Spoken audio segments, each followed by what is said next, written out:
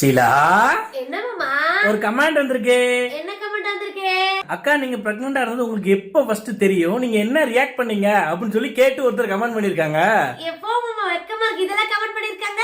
ஆமா, முதல்ல நானு மாமா பேரஸ் சிவதா எல்லாரும் மருதமலை கோயிலுக்கு போயிருந்தோம். மலையில இருந்து இறங்கணும்னு எனக்கு வந்து உடம்பு ரொம்ப முடியல. மாமா மெடிக்கல் நிப்பாட்டு டேப்லெட் வாங்கணும்னு சொல்லி சொல்லியிருந்தேன். அதே மாதிரி மாமா நிப்பாட்டினாங்க. கூட மாத்திரை வாங்கிட்டு பிரசன் கார்டு வாங்கிட்டு வீட்டுக்கு வந்து மாமா என்னை வீட்டுல விட்டுனா அவர் வேலைக்கு வந்து கிளம்பிட்டாரு.